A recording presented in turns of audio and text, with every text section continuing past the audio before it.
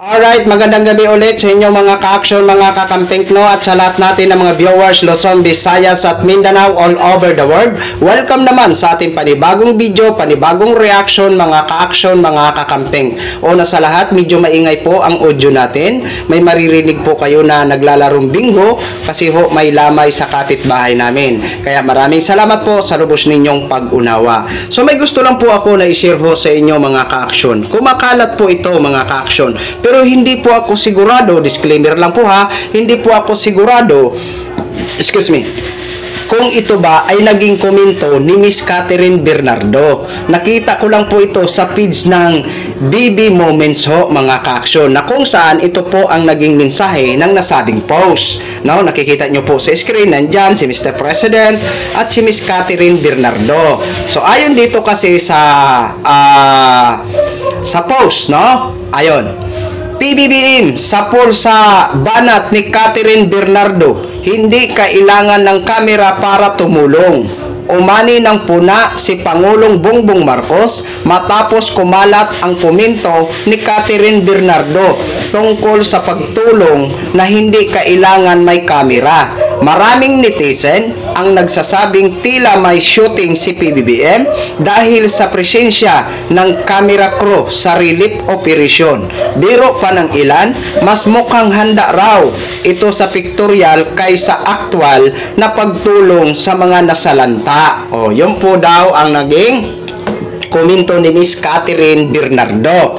Hindi po ako sigurado ha, inuulit ko lang po, no? Kasi alam naman po natin, marami may mga creator talaga na gumagawa ng kwento ang mga kilalang personalidad para siraan ito si Mr. President Bongbong Marcos. Tulad po iyon na nangyari na ginawa ng kwento si Vice Ganda, pero inalmahan po ni Vice Ganda agad dahil hindi naman totoo na sinabi niya yon. Kaya sinasabi ko nga po, nagdi-disclaimer ho tayo, hindi po ako sigurado kung talagang ito ba ang naging komento ni Miss Catherine Bernardo. Sana makita po ito ni Miss Catherine Bernardo ang post na yan, nang sa ganon, kung alam niya ba ito o ano ba, kung totoo ba na siya ang may sabi nito, 'di ba? Pero ito,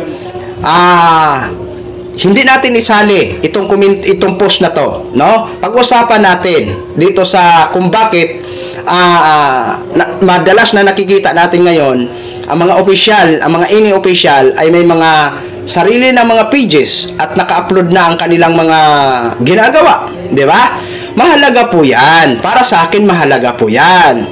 'Di ba? Dahil 'yun yung magiging resibo nila sa atin na mga ordinaryong Pilipino na sila ay may ginagawa. 'Di ba? Mahalaga po 'yan at una-una presidente po 'yan si Mr. President Bongbong Marcos. At aside kay Mr. President, sabi ko nga, may mga opisyalis tayo na nakikita na kung saan may mga sariling pages at doon nila ina-upload ang kanilang mga ginagawa. Yun yung magiging silbi na resibo nila na sila ay may ginagawa, 'di ba? Dahil ito nga ho, kung natatandaan nyo pa, sinabi din ni former Vice President Leni Robredo nung siya pa ay Vice President, marami nga ang nagsasabi na wala daw ginagawa si Mayor Leni Robredo noon. Kasi nga, hindi siguro mahilig si Vice President noon ng social media. Oo. So, after ng kanyang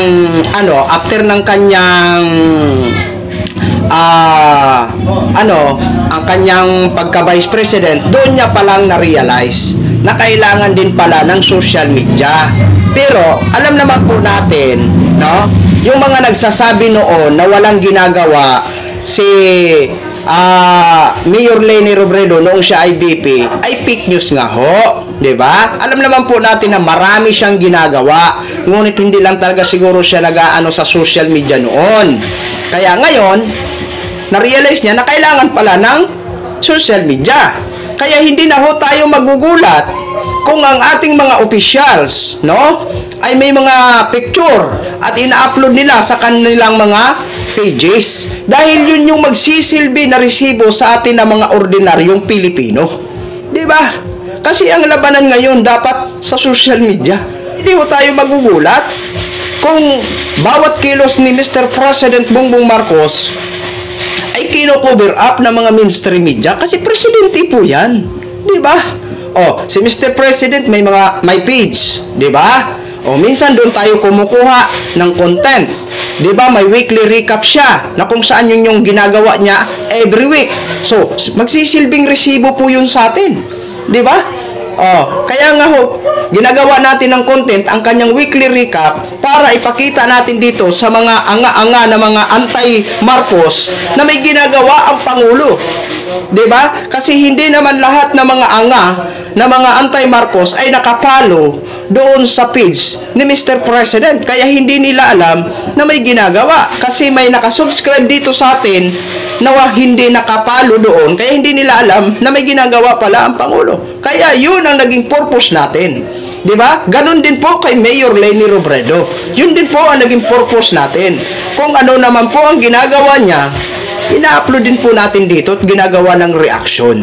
Di ba? Hindi lang po kay Mayor Leni, maging ka sa mga senador, ginagawan din natin ng reaction ang kanya nilang mga magagandang ginagawa. Di ba? O hindi lang sa mga magagandang ginagawa, sa mga issue na dapat tayo magboses. Di ba? Kaya hindi ho tayo magugulat. Di ba? Hindi tayo magugulat kung ang mga opisyalis natin ay kung ano ang kaganapan nila, mga programa nila, mga accomplish nila ay ina-upload nila sa kanilang social media kasi yun ang magiging silbi na resibo sa atin ng mga ordinaryong Pilipino. So yun lang ho mga ka-action, mga kakamping, no? Gin-share ko lang ho sa inyo yan. Disclaimer lang ulit ha, hindi po ako sigurado kung yan po ang naging komento talaga ni Miss Catherine Bernardo. Diba? Kaya nga ho hindi natin sinali ang comment na yan, tayo po ay nagbigay sa usaping camera. Diba? Okay. So maraming salamat po sa ating mga viewers Luzon, Visayas at Mindanao all over the world. Ako po ang inyong lingkod, si The Action Man. Good evening, everyone.